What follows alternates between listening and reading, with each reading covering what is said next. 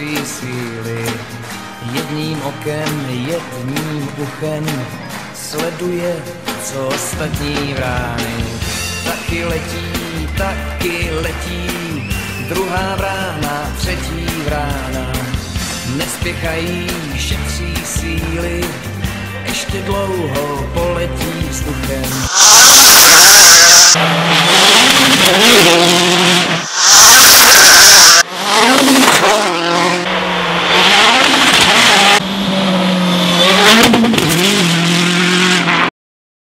Vás na testu Toma Kostky, byl jste jeden, který se slezl s Tomem v té čtverce.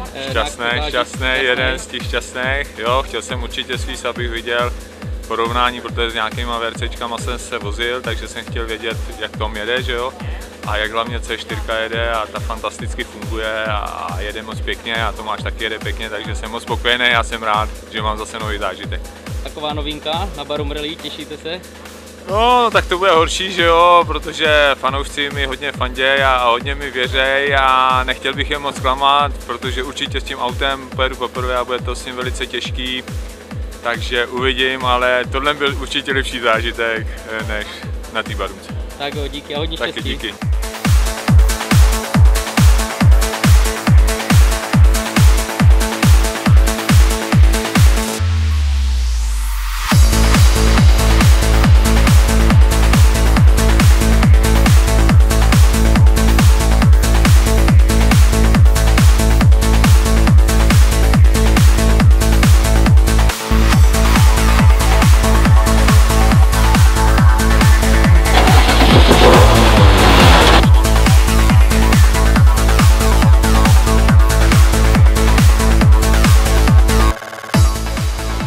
Dobrý den a super, že přišlo tolik na Německu, děkujem.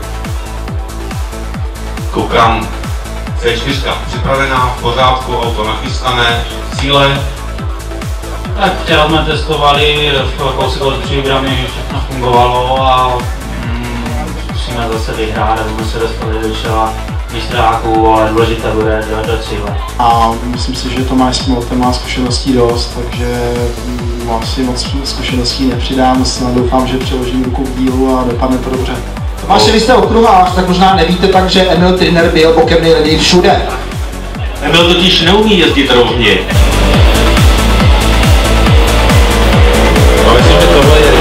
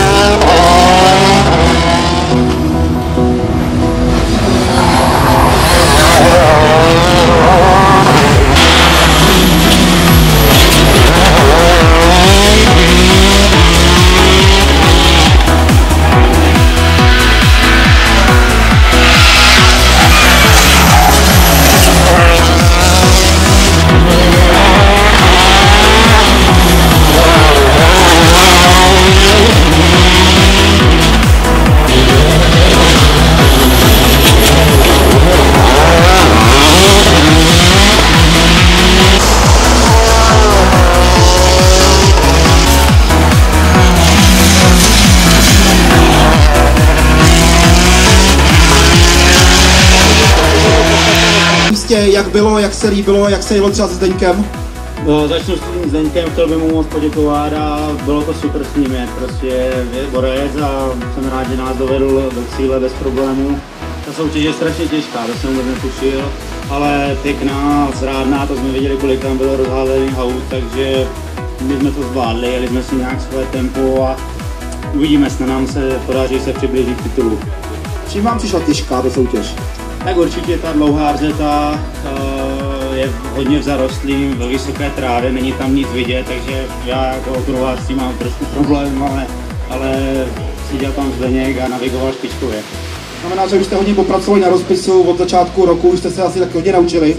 Přesně tak a pořád pracuju a zase mi Zdeněk dal nějaké nápady a tipy, takže uvidíme snad to zžitku i příště. Takže na Barunku se to hodilo? Hodně. Tak gratulujeme ještě jednou, co auto sloužilo? Auto naprosto bez problémů, akorát mě zdechlo v odbočce na první RZ, kde jsem to přebrzdil, to byla jediná naše chyba a je to prostě dobrý Citroen. Vzhledem k tomu, že jste nakonec zvítězil s více jak minutovým náskokem, tak těch pár vteřin nebylo vlastně důležitý. Přesně tak a bylo to na první RZ, tak krátká, takže dopadlo to dobře. Je tu nějaký další pokračování spolupráce, nebo už tě Martin nepůjčí?